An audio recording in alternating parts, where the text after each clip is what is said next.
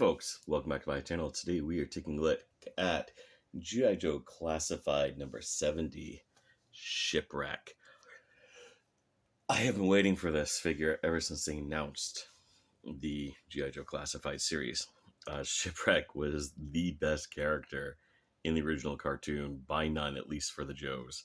He wasn't serious, he wasn't pastiche, he was fun and funny, so much so that in this second season he actually stays as a main character while all the other characters in the first few seasons are kind of pushed to the side. He still gets spotlight episodes. He was great. He actually had the probably most traumatizing episode of a American cartoon in 1984 or 5 with his two-parter Welcome to Springfield. It was a rough cartoon, but it was great.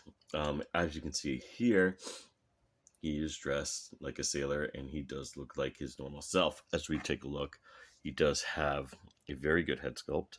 If my camera would focus on it. Come on. There we go. The beard line, not perfectly trimmed, but neither is mine. You do get lovely tattoos on his arms, the shark there. Got anchor over here, the chest hair. It's a good looking figure. And, you know, it's definitely a right direction from, oh, his wig's coming off. But definitely a better direction than the Falcon figure. As we see here in the back, you do get the box that he lays down in. You do still get foot lockers, but they no longer have the standard blue. You know, they don't get the little padlocks on them. It's just there. And it's kind of bland. Well, you do get the handle at the bottom. Why at the bottom, I don't know. But, yeah. So let's take a look at the box, because people like boxes for some reason. Push him in the background. And now we got a box. In the box, you do get this lovely artwork of him holding Polly. He's all geared up, ready for action. You've got him screaming over here, and his accessories up here. All right, side of the box. If you guys want to scan that, you guys can scan it. You do get his specialties. I can no longer make that stuff out. My eyes are too bad at this point. But yeah, you know what to expect. As far as accessories go, he does come with quite a bit. And this is really fun, because I love this part of G.I. Joe. I do. I love the accessories and putting it all together. He does come with some rope. He comes with an anchor that can attach to said rope. It's soft plastic, so you can also hang both of these off of his hip right here. He does come with a gun. It's a very cool looking gun. Very old schooly looking. And a pistol. And most importantly, Polly. And his traditional sailor hat with his hair hanging out, which I do think looks better. As far as how they all integrate, I'll show you. But first, let's talk a little bit about who Shipwreck is. Shipwreck debuts in the second season of G.I. Joe during the Pyramid of Darkness miniseries. He is basically Neil Ross doing an impersonation of Jack Nicholson. One's a golfer, one's an actor. In a popular movie that he did in the 70s. It's not the best impersonation, but the writers, you could tell, ended up loving the character because they used him quite a bit. He basically replaces Clutch, as the kind of misogynistic flirt of the team, and that from the comic books. And that's pretty much it. I mean, he's known for being a comical character. I mean, my honest single favorite moment in animation history for G.I. Joe is from the G.I. Joe the movie intro, where Bazooka almost takes his head off. It's just that look of horror. And if everything had gone planned, he would have actually had a cameo in the My Little Pony movie. As far as the comic books itself, he doesn't do much. He basically just spends his time on the whale with Cutter and Deep Six. He does show up a few times to do some other things, but that's really who he is. They have redone him over the past years. He's eventually become a Navy SEAL, and will usually be dressed as a SEAL. I'm glad this version isn't. He also, in Renegades, is just a generic ship captain.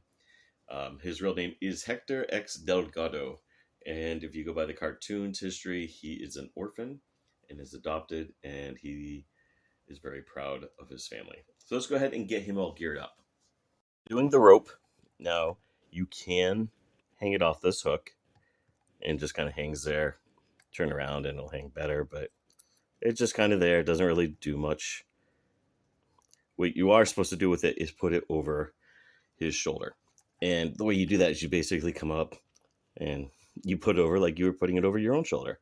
I do find it easier most of the time when doing this to actually take the hair off. And you can see how the hair integrates like that. I prefer having the hook face the opposite way there, as it makes Polly more stable. As far as that goes, we're now going to take his hat, and you're just going to slide over. It tabs in, and I definitely think it looks a lot better. But either way works, especially for this character. As far as the guns, you do get the smaller gun, which you can holster right in this holster here. And the bigger gun can go into this holster. Now, what's really cool about this side is while this right side is glued, the left side is loose. So you can move the gun up and down a little bit, show off his belt buckle, etc. The anchor can either go via the rope or you hang it on the hip. That's where I usually put it. It doesn't work the best, look the best, but it does at least give him something there. And now for Polly. You can't have Shipwreck without Polly. They've tried, it doesn't work. Polly, let's go ahead and take a look, only has one foot. The other foot is an unpainted peg that can tab in either on the rope or on his forearm. So what you do is very simple. I mean, you guys should know what a peg is at this point. He goes in, voila, or you can take him off, put him on here, and you can ask Cobra for a cacker. That's really it. So as far as articulation, there's some issues I have with the figure. Mostly it has to do with the arms. Now, they are on butterflies and all that. I've tried to like pose them sometimes. Looks like a stripper now. And for whatever reason, this just doesn't look right. And you do get very large gaps in the shoulders up there. Waist rotation. You do get ab crunch. Leg can go that forward. It can only go back that far. Double knee. Feet. You know what to expect. But what really works is he can actually kind of reach for his guns. And it looks realistic. If you can get the finger lined up here. And you can slowly, if you get it lined up here, you can make it look like he can actually pull out his gun. You can pose him where he's drawing his gun out. And I think it is a nice little detail and is very cool, very good looking. So as far as the figure goes, great head sculpt. He has two good hair sculpts, you know, the hat, that's his traditional look, and then the more natural, wavy snake jailbird hair. You do get your Polly, and that's important because you can't have this. It's kind of like Snake Eyes without temper. It's weird. Or if they ever make a law figure, they have to have order. But it is a good-looking figure altogether. Please tell me your thoughts down below on this. Tell me what you liked, what you didn't like, and what you want to see next. Shipper, go fall down. Too much drinking.